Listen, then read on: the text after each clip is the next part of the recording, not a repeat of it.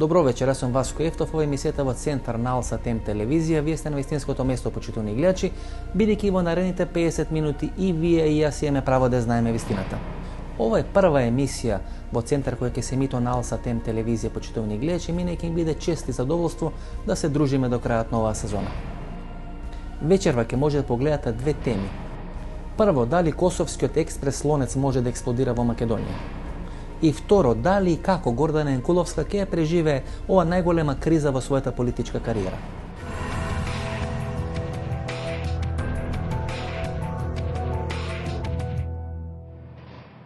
Адем Демачи, косовски Мендела, бил 28 години затвор борејќи се за независноста на Косово, бил политички репрезент на УЧК во текот на 99 и 2000 година и важи за сива еминенција на косовската политичка сцена. Оливер Ивановиќ, еден од лидерите на косовските срби, долго време беше прв човек на Република Србија на територијата на Косово. Во својата кариера глуми неколку улоги, бил или гулап миротворец кој ги носел пораките на меѓународната заедница до косовските срби, а во одредени фази глумил и јастреб на српската политичка сцена на Косово. Денес е втор човек во Министерството за Косово во Белград. Господине Демачи, вие не сте Косово, вие сте сега Косово со фуснота. Косово jesmo Косово. Значи, вие сте некој начин држава со фуснота. Да, тели су Срби да метнут ту фусноту и на крају су пристали и наши Ништа нису добили у ствари, али они hoće своју политику да оправдају на неки начин, да ево још увек нисмо изгубили Косово и така дале. Значи, не ќе да признају реалност, него hoće да живе нешто у својим измишлјотинама, својим желјама. Господин Ивановиќ, до пред извесно време велевте Косово не го даваме, сега изјавувате Северна Митровица ќе ја браниме. To je tačno. Severna Mitrovica je trenutno aktualna pa se o tome priča, ali status Kosova nije rešen i neće biti rešen dok Srbija ne bude dala saglasnost. A Srbija ne daje saglasnost, prema tome to je ono što vodi stalne članice Saveta bezbednosti da imaju vrlo čvrsti i principijelan stav po pitanju statusa Kosova. Или тоа пораст на една политика? Ако вие порано ја браните Србија, условно речено на 3 мориња, сега ја браните на Ибар. Дали тоа не е голем пораст на српската политика, ако велите сега Северна Митровица не ја даваме? Значи дадовте Хрватска, дадовте Босна, дадовте кај не све стигнате, дадовте Косово и са Северна Митровица не ја дадате. Situacija i politika se prilagođava situaciji na terenu. Mi ne možemo da ignorišemo činjenicu, iako nam se ne sviđa da je 86 zemalja priznalo nezavisnost, ovakvu nezavisnost Kosova. Međutim, to ne znači puno, jer mnoge stvari su se u svetu promenile u poslednjih 100 ili 200 godina. Pokazalo se zapravo da jedno rešenje koje je izgledalo kao definitivno, nije definitivno. Kosovo je mnogo više nego deo teritorije i ono za nas znači mnogo više za naš identitet. Prema tome, mi ćemo nastaviti u tom smislu da Kosovo tretiramo kao svoj deo i normalno koristimo prijatelje u svetu koji će nas u tom smislu pomoći.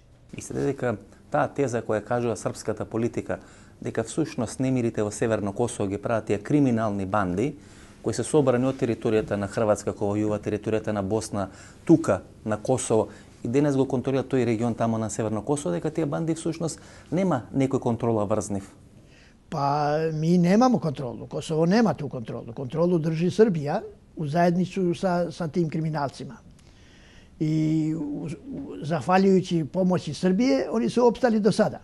И добро, како вие како албанец кој се борел за независноста на Косово, ќе гледате сега дека на тој дел на територијата на Косово некоја туѓа држава, некоја друга држава против која сте се бореле Србија, ќе организира председателски избори, парламентарни избори и локални избори на таа територија. Да, ево 12 година су тоа тако научили. Како можете да го истрпите тоа? Тоа су дозволили jer ми не контролишемо тај дел.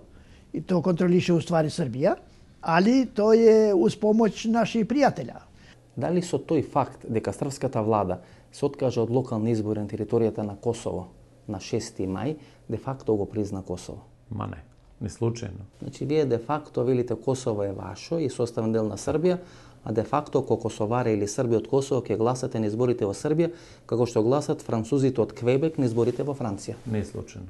Kosovo je protektorat i to će ostati dokle god se ne nađe konačno rešenje, a ja se nadam da ćemo to rešenje naći, a mi glasamo kao građani Srbije, jednako kao što mogu i Albanci da glasaju, i ima Albanaca koji glasaju i na ovim izborima, te prema tome ta prava im ne mogu biti uskraćena samo ako za to izraze želju.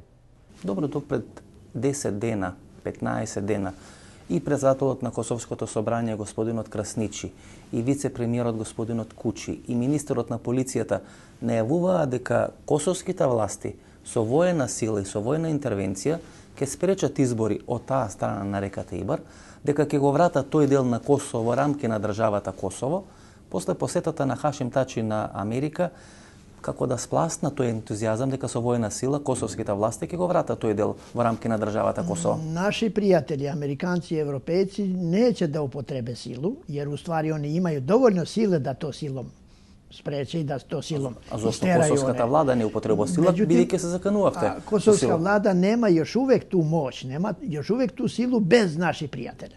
Мислите дека немате доволно војни капацитети да се спротивставите на тие банди што контролираат Северно Косово? Neće da stvaraju tu sad da se lije krv i da to bude neki konflikt i tako dalje. Naši evropski prijatelji, Amerikanci izbjegavaju to. Дали имате информација дека некаде нови 500 до 700 војници од германскиот и австрискиот контингент ќе дојдат на територијата на Косово во пресрат на изборите, дека некаде помеѓу 300 и 500 маринци се стационирани на територијата на Албанија. Значи некаде некоја сила помеѓу 1000 и 1200 нови војници ќе бидат донесени во овој регион, тоа значи дека големите сили имаат одредени разузнавачки информации дека се можни инциденти. Nije to teško, ne treba velika filozofija i pamet da bi se to znalo, da u ovako napetim situacijama često imate ekstremiste koji misle da oni mogu da reše problem, pa je onda uzmu oružje i počnu da špartaju okolo i na taj način zastrašuju lokalno stanovništvo. Ali strah je veoma loš motiv za pokretač, jer ja kažem u tom trenutku će onaj koji je uplašen reagovati na spontan način, na to podrazumeva da bi moglo doći do direktnog kontakta. Direktni kontakt između dve etničke zajednice u ovakvoj situaciji sa naoružanjem u rukama je upravo taj scenario katastrofični koji podrazumeva da ćemo nakon toga imati žrtve. Значи некаде околу 700 дополнителни војници, австријски и германски ќе бидат донесени во тој дел на Северно Косово, дека некаде околу 500 војници американски се донесени во Албанија, за не дај Боже, ако на 6 мај, кога ќе се изборите локални во тој дел на Косово, дојде одредени инциденти. Da, i za to, a i za izbore, posle izbora šta će biti u Srbiji. Jer ako pobede radikalci neće prihvatiti nikakve miroljubive sporazume i tako dalje. Tako da ovo je znači i za predizbore i za posle izbora. Znači, jedan pokušaj da se zadrži situacija, da se pod kontrolom. Очекувате ли инциденти, бидејќи како ќе се реши ова косовско прашање или тоа прашање на Северно Косово? Може да се реши на три начини: да се припои тој дел кон Косово, да се направи одредена Република Косово со Република Српско Северно Косово, или да дојде до една голема промена на граници, дека што тој дел би се приклучил кон Србија, овие делови на Прешево, Бојановаc, Медвеđa би се приклониле кон Република Косово. Svi ti projekti neće da se sprovode ti projekti. Kosovsko pitanje je rešeno. Imamo mi podršku i sa strane i sa rezolucijom 1244 i svugde. I evo i Evropski parlament i tako dalje. Svi prihvataju to da je to neotuđivi deo Kosova i da granice se ne menjaju. Tako da svi ti projekti koji prave u Beogradu razni četnici, razne grupe i tako dalje, to su propali projekti. Dobro, како ќе вратите тоа Северно Косово во состав на Република Косово? Ако велите дека постојат банди, ако велите дека некаде пола милиарда евра српска држава дава тамо, не само тамо, него за цело Косово. За цело Косово. Ако велите дека тие банди, Где су Срби, свина. Тие банди учествувале во злостори тука на територијата на Косово, Босна, во Хрватска и така натаму, по сите војни, значи кучињата на војните на Балканот собрани тамо, дека имаат силно упориште, како ќе вратите тој дел без војна? Oni se nadaju, nije to baš laka stvar da se reši, nadaju da će u Srbiji pobediti onaj proevropski deo, da će pobediti onaj deo koji misle da se spajaju sa Evropom, da budu u zajedničko tržište i tako dalje. Tu je nada, znači to je očekivanje. Hašim Tači. A to je jedini način da se na miran način to reši. Ako to ne bude, onda će ostati onaj drugi način da se reši. Има и друга теза, господине Дамаче, која вели дека всушност косовските власти може да испровоцират одреден конфликт пред одржување или на денот на самото одржување на тие избори на 6 мај во Србија, како би помогнале на тој начин Тома Николич да дојде на власт во Србија, односно таа варијанта со Сама Биладања правеше на изборите кога Буш го доби вториот мандат, правеше одредени инциденти, сакајќи Буш да го добие вториот мандат, бидејќи со него полесно било да ги реши односите.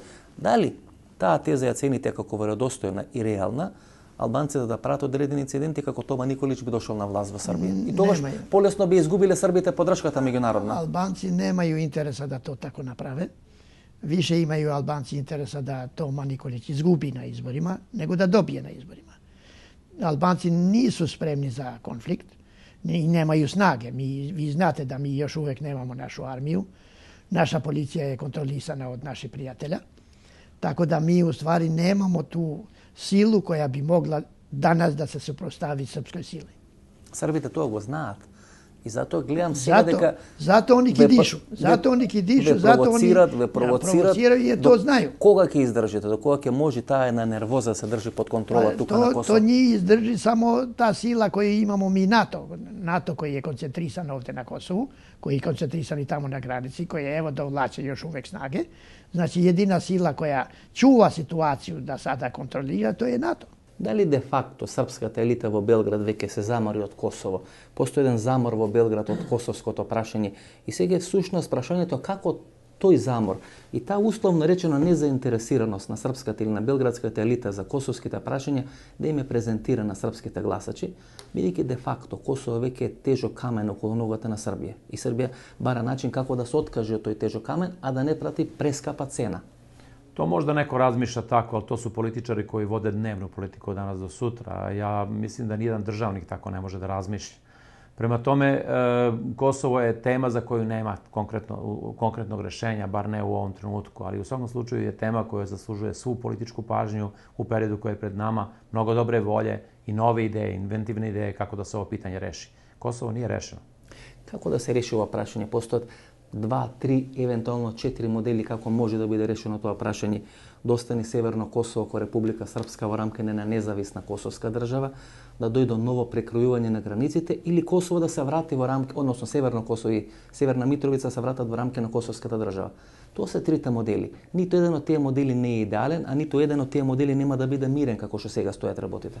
Ja mislim da ste prilično neinventivni sa vašim pitanjem, to sam čuo mnogo puta do sada, ali... Inventivno od vaše strane. Kako će sigurno. Inventivnost je, to nije za televizijsku emisiju, ali u svakom slučaju političari koji tada budu vodili Srbiju i političari koji budu vodili Prištinu će morati da sednu da razgovaraju. Treći element je... Sednавте, разговаравте и го признавте. Косово со фуснота. Тоа беше многу инвентивно од ваша страна. Косово е sa fusnotom predstavljeno... 20 години се каравте за Косово, претходно 50 години имавте НАТО бомбардирање 99 година. Трајаće to još 50 ако треба. Ги лажевте луѓето, не го даваме Косово, на крај го дававте и Косово, ги збркавте луѓето и не остане ниту еден србин на Косово. Која е тоа инвентивна политика, господин Ивановиќ? To je situacija, to nije pitanje inventivnosti, no je to situacija. Ali ja moram da vam kažem da se ovo pitanje nije rešilo kao takvo i da mi priznajemo da postoji međunarodni protektorat po rezoluciji 1244 koja je na ovaj način samo potvrđena i priznajemo takođe da mi ne želimo da Kosovo držimo u onakvom obliku i na onakav način kako je to radio Milošević. To se pokazalo kao loše. Pa дури пред 6 месеци министрот за внатрешни работи на Србија Ивица Дачич имаше една доста несмасна изјава дека ако треба србите ќе го бранат со сила Косово ако нешто се направи. После се повлече таа изјава. Сега пред 10 дена гледаме дека векот на таа претседателска кампања која тој ја води имал средба со таткото условно речено на српската нација Добрица Чосич. Уште значи се подгреваат како сарма тие српски очекувања дека нешто може да направи. Знаете да тај Дачич е уствари Милошевичев човек. Он je nastavljač Miloševićeve politike, samo što pokušava na druge načine i tako dalje. Nema više onu silu koju je upotrebio Milošević i nije više ni Srbija, srpski narod nije spreman da to, ali Dacić je ostao sa onim mentalitetom Miloševića. Tako da on s vremena na vreme pokaže ko je i šta je. Dobro, вие лично би се согласили ли со поделба на Косово? Не. Што е за вас решение, едно инвентивно решение?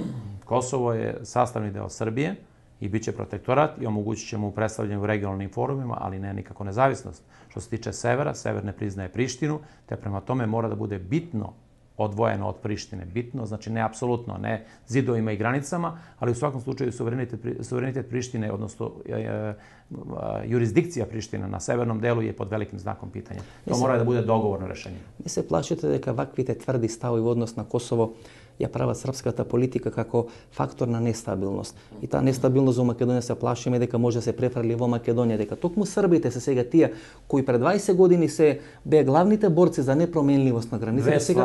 Сега србите и српската политика. Дали тоа значи дека Македонија полека станува некој заложник и целиот Балкан на таа српска политика? Сами сте криви за тако нешто. Зашо е била Sa ishitrenim postupkom oko priznavanja kosovske nezavisnosti morali ste da računate da ste samo prolazna faza, da će pretpostavljam Albanci proširiti, povećati svoje ambicije onoga trenutka kada budu stabilizovali Ohridski sporazum i ta teritorijalna autonomija će se pojaviti kao zahtev pre ili kasnije kod vas. S druge strane, ja nemam tvrd stav, ja imam principijalan stav. To je naš ustav i taj ustav, onaj koji ne želi da poštuje, može da traži njegovu izmenu. Baš bih volao da vidim koliko bi glasova dobio u Srbiji u tom slučaju. Многу ми навела дека всушност српската политика сака да ја вклучи Македонија во рамки на решавање на тоа косовско прашање. Ви сте за нас беззначајни. Потпуно сте беззначајни за решавање косовско питање. Не, апсолутно сме значајни, бидејќи ако има проблем помеѓу македонците и албанците во Македонија, тоа значи дека албанците се фактор на нестабилност, а не србите. Бидејќи сакајќи да грешите вашите српски прашања, вие сакате да направите конфликт дека можете повеќе по Балканот, вклучително и во Македонија, со користење на старите структури на Милошич и на времето пред Милошич. Тоа е тезата која ги плаши дел на македонските политичари и македонската политичка елита. Милошевиć многу више трагова оставio kod vas, jer meni se čini to teoriju zavere, vidim u vašim pitanjima. Kakva zavera? Mi se ne interesujemo za stanje u Makedoniji. Priznali smo Makedoniju u granicama u kojima je međunarodno priznata i ne mešamo se u vaše stvari. Ali u svakom slučaju morate da računate s tim da niste, ja vam govorim kao poznavalac, kao ličnost, vi niste rešili problem. Vi imate nešto što tinja sukob, tinjajući sukob koji će pre ili kasnije izbiti. I to je ono što vi, čime vi treba da se bavite, to nije problem za mene. Gospodine Ивановиќ, znate koji je žalosan fakt? Дека денес партиите наследнички на партијата на Милошевиќ и партијата на Војслав Шешелј на изборите кои ќе се случат на 6 мај во Србија ќе имат повеќе од 50% од довербата на гласачите. И Србија после 10 или 15 години на силни транзиции, демократски промени на изборите на 6 мај ќе верифицира еден факт дека политиката на Милошевиќ и политиката на Војслав Шешелј, дали тоа во социјалистичка партија, дали во Српска радикална партија, дали во Српска напредна странка, се уште е многу жива и се уште пре проблеми во Србија. Pa imate dosta predrasuda i malo znanja. To nije dovoljno, to je loša kombinacija. Jer ja, recimo, u SNS-u ne prepoznajem ništa od onoga što su zagovarali dok su bili članovi radikalne stranke. To je ozbiljan zaokret te stranke, a ta stranka je u ovom trenutku najveća, najmoćnija u Srbiji. Prema tome, njihova evropska politika ili bar zalaganja za evropski put je nešto što je za mene jako bitno. Vidjet ćemo kad jednom budu u vlasti da li će to i raditi, ali dotle nemam razloga da imam predubeđenje ili predrasude po pitanju toga što oni zapravo misle. Не знаме што мислат, ја знам што правеле во минатото. Истите овие луѓе кои нели сега се заговара за европска Србија, правеа демонстрации, правеа протести, беа во владите на Слободан Милошевиќ, беа пиони и главни играчи форсирани од Војслав Шешелј. Ивица Дачич беше портпарол на социјалистичка партија. Тие две партии тежат повеќе од 50% од гласовите во Србија. Што ќе прават? Како ќе прават кога дојдат на власт? Не знам, многу знам нивното минато. А нивното минато не ми дава надеж дека српската политика е истребена и исчистена од духот на Шешелј и Милошевиќ. Од српske politike vi nemate nikakav problem. Čuvajte vi, čistite vi vaše stvari, jer vi imate jednu nacionalističku i populističku politiku na sceni tamo i to je ono što vas odvraća od glavnih problema. Albanci su problem, odnosno faktor, kako god, uzmite u jednu ili drugu ruku, ali u jednom i drugom slučaju morate se s njima dogovarati. Vaš problem je za rešavanje unutar makedonskih granica. Srbija u tom smislu neće, ne može vam odmoći, a i da hoće. Ali ja mislim da može pomoći svojim principijalnim stavom. Tu je Ивица Дачич, кој бил човек на Слободан Милошевиќ, сега ќе дава подршка на Македонија да го расчисти случајот со 5-кратното убиство кое пред 10 дена се случи на Железарското езеро на периферијата на Скопје. Нажалост, код нас е тоа изазвало велико незадоволство. Зашто би Македонија дозволила да тамо доđu српски удбаши и тако дале, да истражи и тако дале. Меѓутим, ја се боим да још увек има и у македонској служби унуташни послова još uvek ti srpskih pipaka, srpskih ostataka, srpskih udbe i tako dalje. I ti imат влијание на политичката сцена во Македонија. Nažalost ima tak i na Kosovu koji svoje agente imaju. Oni ne kriju čak i kažu da mi pratimo i znamo situaciju kako se odvija na Kosovo sve. Znači ostavili su svoje ljude i ovde, a imaju i preobučene u strane kadrove koji uzimaju ovi naši prijatelji kao službenike i tako dalje. Tako da puno je krca sa tim špijunima. Znači tije samo го сменија оделото, ја сменја униформата. Да, дело имaju i one kartice, sad menja srpsko ime, sad menja englesko ime. Pa dobro, i albansko ime. Ima i albansko i sve. Jeste ni vi imuni na tija kontroli od UDBA i od Kosova? Srbi su vrlo jaki u tim špijunskim delima, u tim stvarima su vrlo jaki. Oni prave prevare. Vidite vi, nijedan dogovor što su napravili sa Albancima, nijedan dogovor nisu ispunili. I opet ništa. Znate, gospodine Ivanić, ko čovjek sluša vrвните српски функционери, барем тројца или четворица изминатите 3, 4 или 5 месеци веле дека тие не се противат на поделбата на Косово. Тој господинот Лјајич и господинот Дачич и високи функционери на владеачката партија на Борис Тадич го имаа кажано. Ако се оди на таа варијанта дека српската политичка елита и не се противи, напротив, дури и посакува можна поделба на Косово, на Северно Косово и на Република Косово, тогаш единствено српските политичари на Балканот, вклучувајќи го и Додик, кој тоа го заговара за Република Српска, го проблематизираат постоењето на сегашните граници и сметаат дека промената на граници е начин како да се решат отворените прашања. Дали тоа значи дека српските политички елити по моментот стануваат камен на нестабилност на Балканот? Pa, vaše pitanje je toliko kompleksno da ja mogu da ga podelim u 4-5, ali ću odgovoriti, probati da odgovorim jednim odgovorom. Prvo, to nije državna politika. Znači, pojedinačno svaki političar ima pravo da razmišlja o tome šta je rešenje, jer je ovo pitanje od strateškog značaja za budućnost srpske zajednice, srpskog naroda, srpske zajednice uopšte. Кога министерот за внатрешни работи ги даде таква изјава, кога даде координаторот за соработка со Хашкиот трибунал таква изјава, кога во своите изјави рече дека за нив не е проблематична поделбата на Косово. Тоа е државна политика. Тоа јас и вие не го разговараме во кафани, тоа го разговарат клучни министерства и министри во српската влада. To samo pokazuje da je Kosovo tema za sve ove ministre koje pominjete, koji su istovremeno lideri političkih partija i u tom kontekstu kod njih se često brka taj osjećaj da li govore kao lideri političke partije ili govore kao predstavnici vlasti, odnosno ministri. U svakom slučaju, vlada nije takvu doktrinu usvojila. Postoji jedna usvojena doktrina, Kosovo je sastavni deo Srbije i tu se neće za dugo ništa menjati. Onaj koji misli drugačije... Dobro, gospodine Иванович, додем јас и вие у Приштина. Како ќе докажеме дека Косово е составен дел на Србија? Па вие не смеете да влезете тама. Дојде вашиот преговарач, го каменува со камење во Приштина и велите Косово е составен дел на Србија. Даде ко што Алјаска е составен дел на Русија. Ne, Aljaska je rešen problem, a što se tiče Kosova, Kosovo je međunarodni protektorat i mi smo se složili sa tim i sad tu ne možemo povlačiti svoj pristanak. Prema tome, ova situacija je vrlo specifična i utoliko što je UNMIK na, rekao bih, dosta nedopušten način izvršio prenos ovlašćenja u mnogim oblastima. Ali je fakat, i taj fakat uzimamo kao realnost s kojom moramo da živimo. Međutim, status Kosova nije rešen i ako je Kosovo nezavisno, šta onda pita Srbiju za saglasnost? Dobro, gospodine Иванович, како да го сватиме фактот? Пред 3 недели беше Хашим Тачи во Вашингтон, се сретна со Бајден, се сретна со Хилари Клинтон. Што треба повеќе за една држава за да биде призната? Очигледно само Србија не сака да ја признае реалноста на Балканот. Значи, изгубивте сите можни војни на Балканот и вие повторно велите сега Косово не го даме. Па откога Косово го изгубивте, викате сега Северна Митровица не ја даме. На крај некоја улица тука ќе фатите, некоја Сима Милутиновиќ или некоја Сутијска улица, па за неја ќе се борите, ќе ова е голем успех на српската политика. Ќе се отрезнили српскиот политичар, српскиот народ од тој сон во кој го имат напикано последните 20-25 години дека сте небески народ и дека све на Балканот зависи од вас. Ja ne znam koliko ima to veze sa tom izjavom o nebeskom narodu, ali u svakom slučaju vaše pitanje shvatam kao preispitivanje naše politike, ali ja ne mislim da to treba sa medijima, pogotovo ne sa stranim medijima, da razgovaram.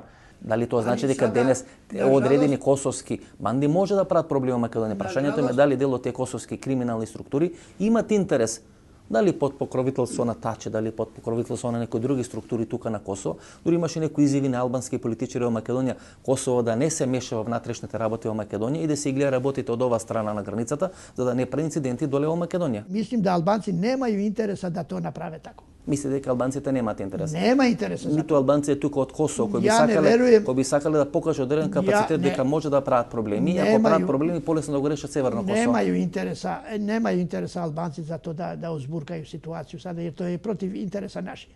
Jer interes je jedino Srbije da ovde napravi incidente i tako dalje, da bi kazao, evo vidiš Albanci, s Albancima ne može se, s Albancima možemo samo mi kad pokoravamo i tako dalje, inače drugačije s Albancima ne može. To je teza Srbije, da Albanci su nemirni i tako dalje. Ali ne verujem da Albanci imaju razloga da uzburkaju situaciju, jer to ne ide nama u interesu. A nije u interesu ni Makedonaca. Ali vidite, ima u Makedoniji ljudi koji naprave incidente. Вие сметате дека таа опасност или таа закана од која се плашат македонците а тоа е формирање на голема Албанија. Одредени политички структури и тука на Косово, господинот Курти. Та теза големе Албанија, Кочо Дане, например, во Албанија, ја заговара таа идеја. Македонци се плашат, македонци многу се плашат од таа идеја. И вие сметате дека таа е на некој начин безопасна идеја и дека всушност главниот проблем тука на Балканот е идејата да се направи мало северно Косово со српска доминацијата. Мислите дека тоа е клучната опасност за Балканот, односно клучната опасност е таа српска теза, дека сега можеби треба да дојде до последното прекројување на границите. Република Српска и Северно Косово да станат едни посебни entiteti и на тој начин да биде решено тоа српско прашање една за секогаш на Балканот. Сви проекти Србија су пропали, пропашće и овај проект. А немојте толку сигурен да бидете. Албанци немају разлога ако ми сви идемо у Европу. А идемо у Европу. Албанци немају разлога да више мисле о Великој Албанија и така дали. Jer će Albanci bili skupa svi, granice će postojati samo na papiru i sarađivat ćemo sa svima susedima i bit će sasvim jedna druga situacija. Била дека албанците се најголеми победници на сите војни на Балканот последните 20 години, тоа е српската теза, албанците се најголеми победници, а србите се најголеми губитници. И кога се создава еден таков менталитет, тогаш не се создава менталитет за мирна разврска на Северно Косово. По мене, за жал, се создава еден менталитет на една лоша разврска која може да биде една последна каписла тука на Балканот да направи одредени инциденти. Тоа е cilj Srbije, ali ja mislim da neće uspeti Srbija to da ureši. Ja mislim da i u Srbiji su dovoljno, siti su više te politike. Ке може ли Тачи да ја држи таа нервоза која постои тука во Косово под контрола? Nije Tači zainteresiran da održi tu nervozu. To je pogrešna politika. Не, меѓутоа настапот на Тачи беше проследен со излегување на целата албанска опозиција пред 10-15 дена од Косовското собрање, кога Тачи рече дека косовските власти нема да интервенираат во Северно Косово. Целата албанска опозиција, односно косовска опозиција го напушти парламентот. Дали таа нервоза ќе може Тачи да има под контрола? Ima pod kontrolom jer tu su Albanci sami ne mogu da reagiraju bez pomoći Amerikanaca i Nemaca i ostali NATO-a. Tako da nema bojazni da Albanci mogu da naprave takvu grešku. Може ли американците да сменат својата политика и да дозволат поделба на Косово на два дела? Не. To nije interes ni Amerikanaca. Останете со нас и по рекламите. Во вториот дел на нашата емисија ќе анализираме политичката ситуација, дали Гордана Енкуловска може да ја презивува политичка криза во својата политичка кариера.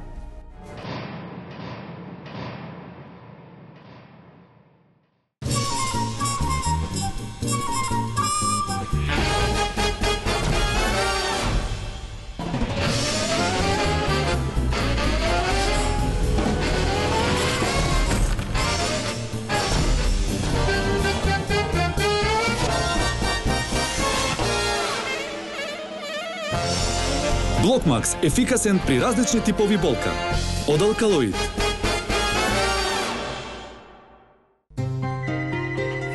Ало, Душа, доаѓам со шефот, подготви нешто. Дет веднаш се враќам.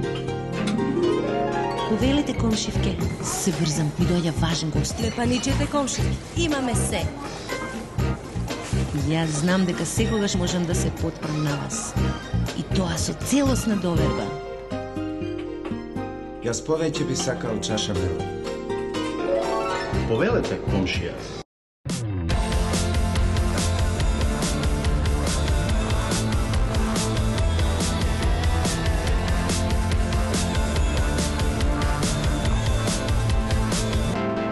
Секоја генерација го заслужува својот Јарис.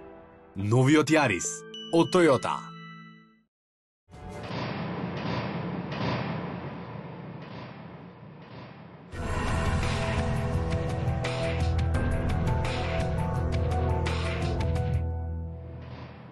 Гордана Енкуловска важи за човек од најголема доверба на Никола Груевски во моментот кога Никола Груевски доаѓа на челното место на ВМРО ДПМН за генерален секретар на партијата и избира токму Гордана Енкуловска.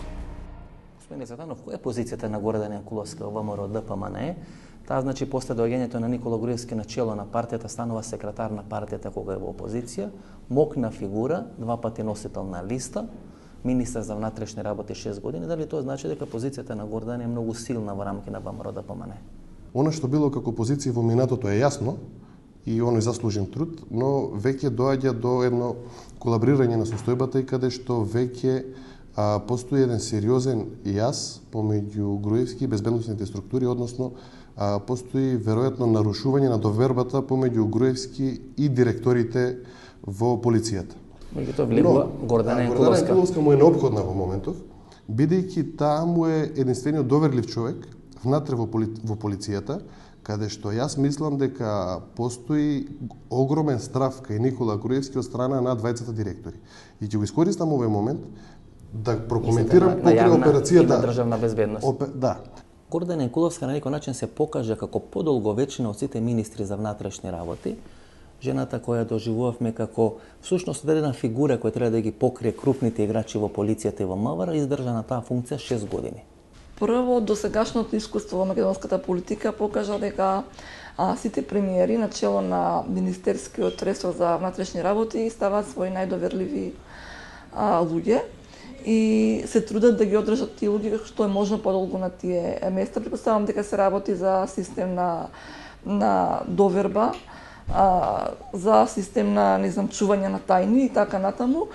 И од тука не ме чуди ни што Јанкуловска обстанува долго во тој ресор. Дали Гордана Јанкуловска полека станува терет, а не предност на владата на Република Македонија? Лани, значи после 5 години владење на ВМРО-ДПМН, што е нетипично. Министерот за внатрешни работи беше носител на пратеничката листа на ВМРО-ДПМН во втората изборна единица.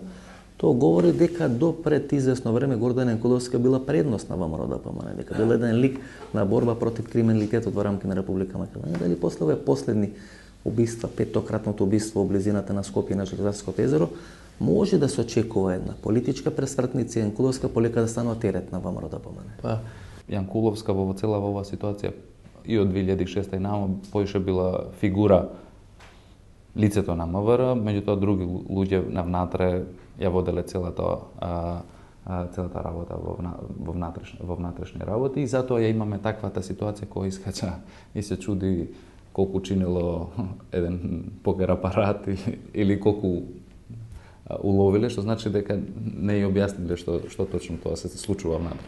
Долго време ВМРО-ДПМН го гради тој свој политички модел кој стана збор за Министерството за внатрешни работи.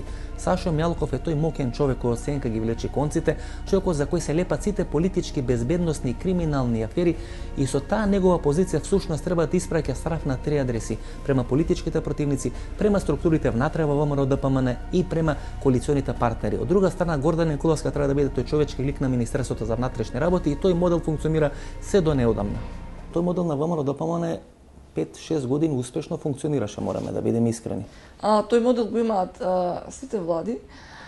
Ако се сеќавате, на времето исто така доста Димовска беше личноста за која што се врзува целата моќ во ВМРО-ДПМН и така натаму. Сега е тоа Мијалков.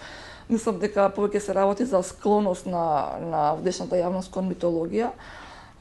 Сметам, односно убедена сум дека моќта во секоја држава ја има тој што поставува и менува министри, односно премиерот. И ако го анализирам моделот на политичко функционирање на ВМРО-ДПМН, тој е устроен како еден полициско-политички модел, кај што неколку видни играчи во полицискиот бизнис и полициската сфера одработувале битни работи за ВМРО-ДПМН и јавна тајна е, нели вие сте од тој македонски исток, дека дел од полициските главишини, фатени сега со детонатор, беа главни играчи на победата на ВМРО-ДПМН на изборите пред 7-8 месеци. Па ја мислам дека полициските структури, врвот на полициските структури во Република Македонија прво го контролираше, па во последниот период можеби и го креира организираниот криминал во Република Македонија и станува збор за минимум 1 милиарда евра испумпани, украдени во последните 6 години.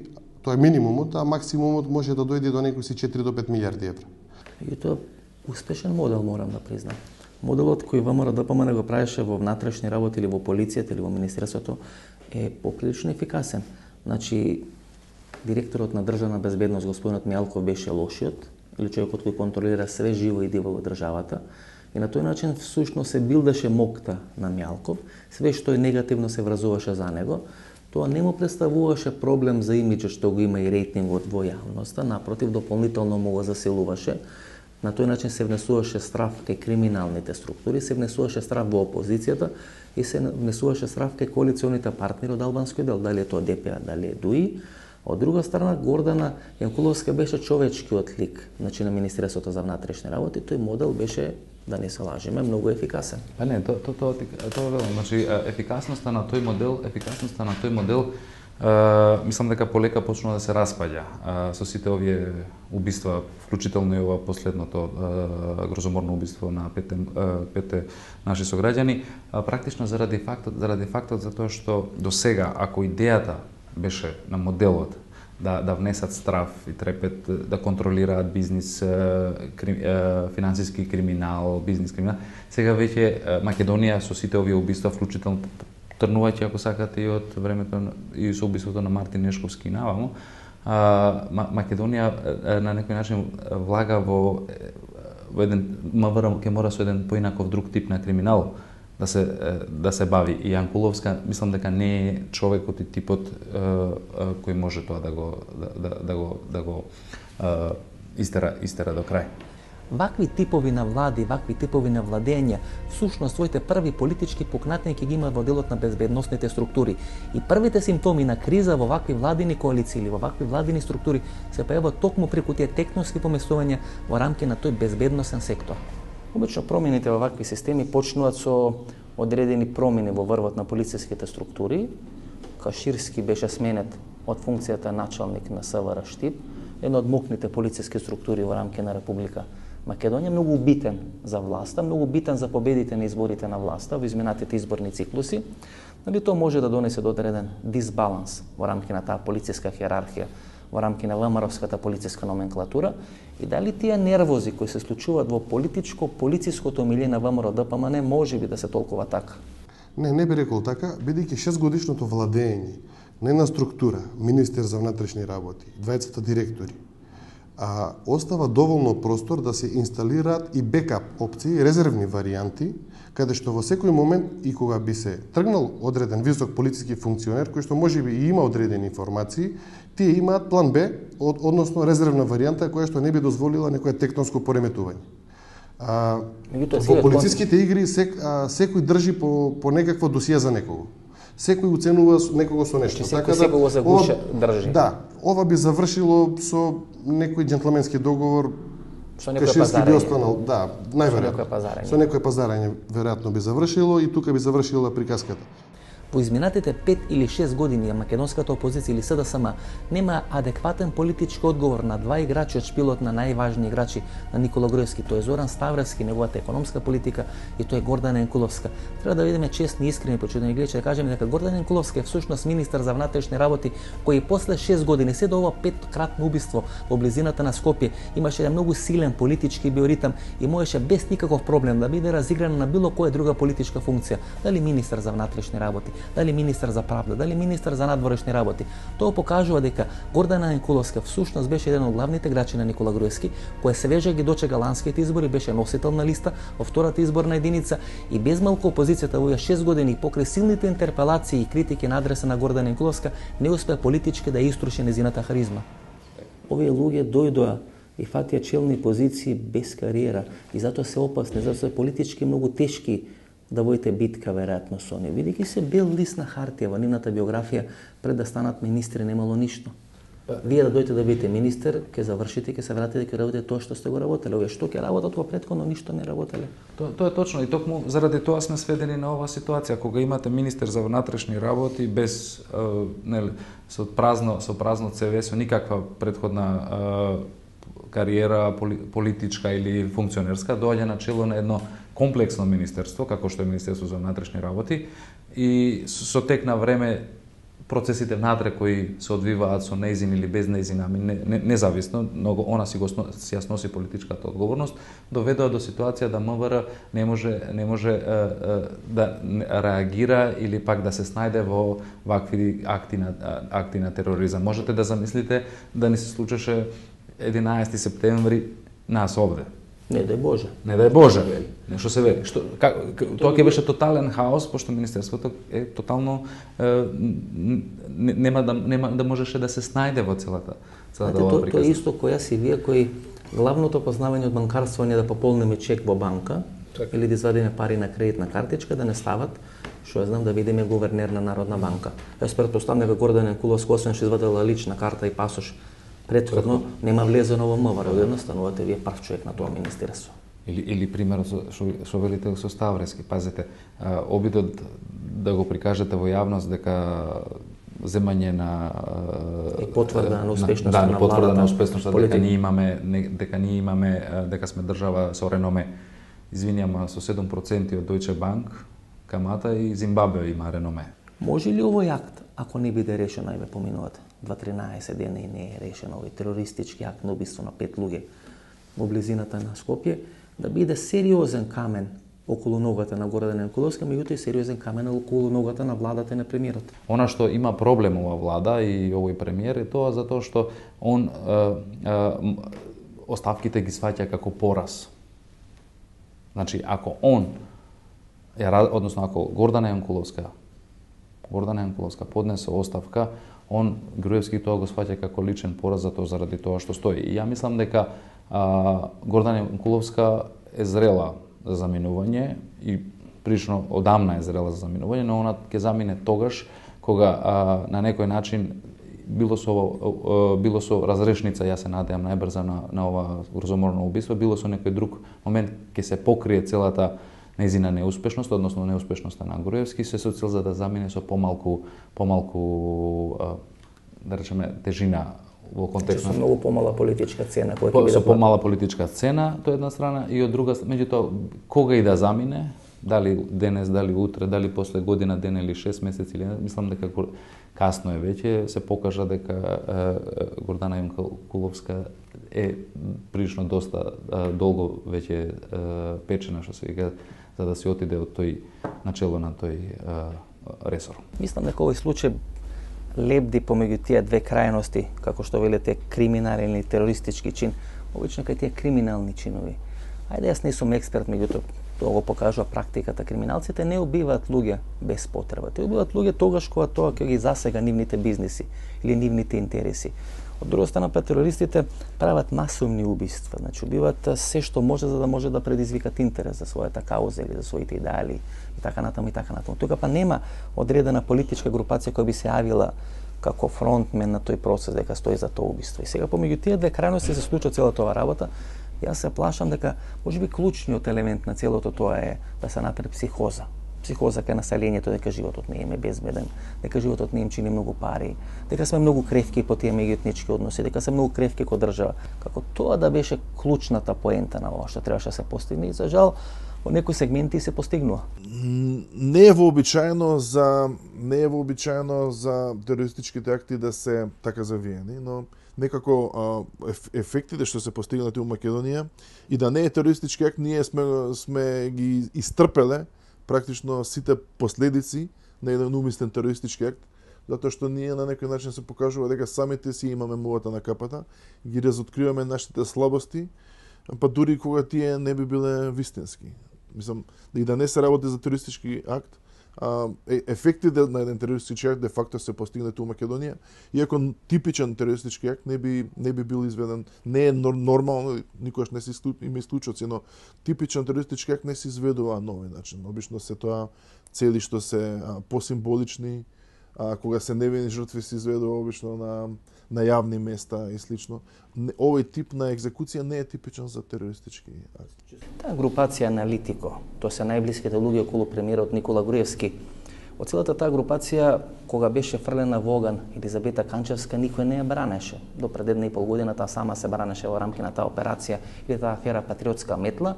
Подоцна Елизабета Канчевска не беше ставена за носител на листа. Кога беа аферите околу Милена Киевски, никој од владата не излезе да го брани Милена Киевски. Меѓутоа сега кога станува оваа ситуација со Гордан Јанкуловски, тоа петтократно убиство кај Железарското езеро, за прв пат Никола Груевски осети потреба дека треба да застане во одбрана на некој свој близок соработник.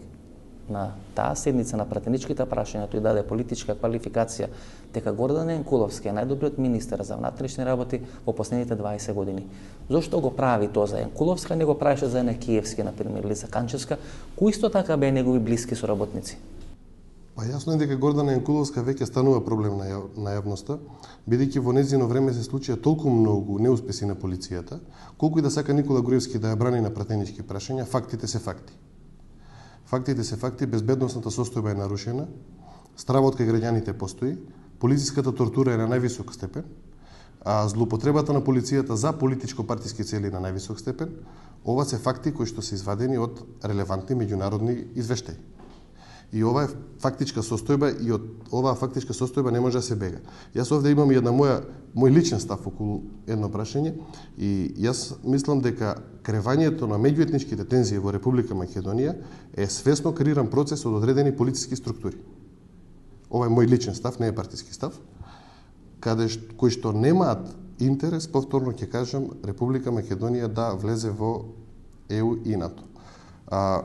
Сите проблеми почнаа од скандирањето на трибините во Ниш и моје мислење, мој впечаток е дека одредени делови од структурите, од службите форсираат креирање на една слика, односно на антагонизам помеѓу албанците и македонците во Република Македонија. Свесно. Свесно. Кое што е штетно и погубно за државата. Значи, не знам дали се свесни со какви последици може да се соочиме доколку се дозволи, доколку не се сопре ова сценарио, доколку се дозволи да продолжи.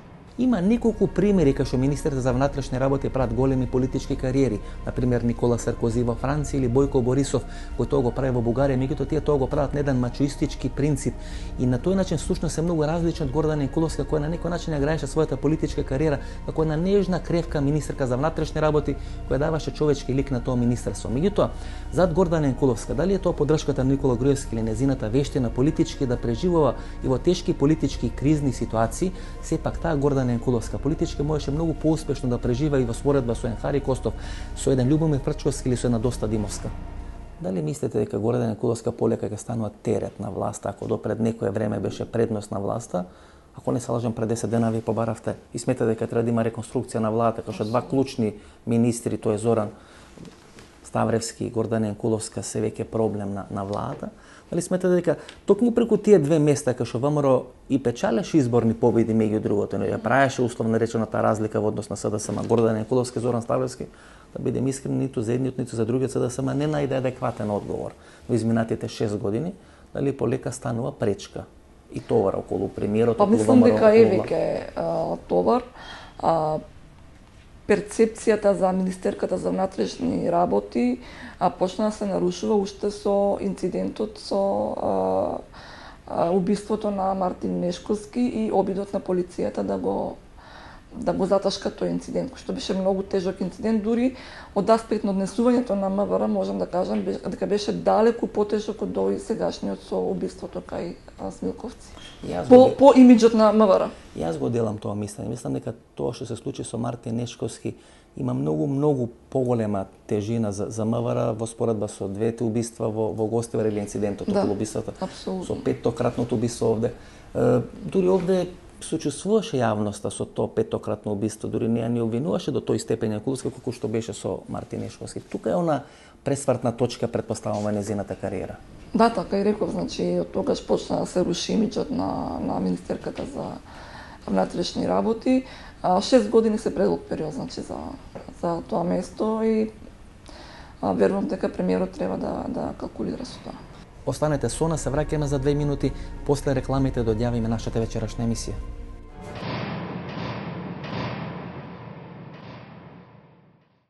Стариот добар проколин од сега во ново пластично шишенце и во нова модерна амбалажа. Ви ги представуваме и новите проколин вештачки солзи за хигиена на очите, кои овозможуваат чувство на комфор. Заедно со проколин, раствор за чистење, подмачкување и за дезинфекција на вашите контактни леки. Проколин, линија за комплетна нега на очите.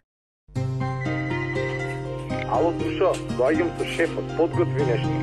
Веднаш се враќаме. Повелете, комшивке, се брзам, ми доаѓа важен гост. Не паничете, комшивки, имаме се. Јас знам дека секогаш можам да се потпрам на вас. И тоа со целосна доверба. Јас повеќе би сакал чаша мила. Повелете, комшија.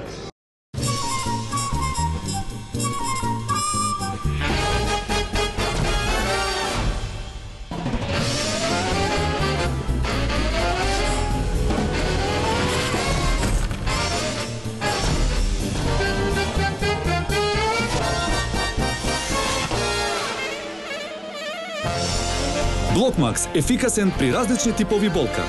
Од Алкалоид.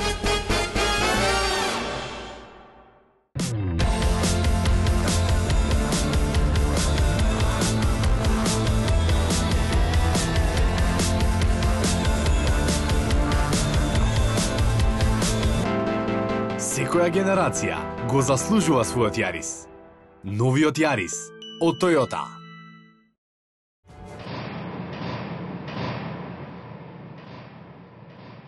Ова беше емисијата во Центар, јас сум Васко Ефтов. Не се гледам миниот петок во истото ова време. Пријатно вечер, Македонија, каде и да си.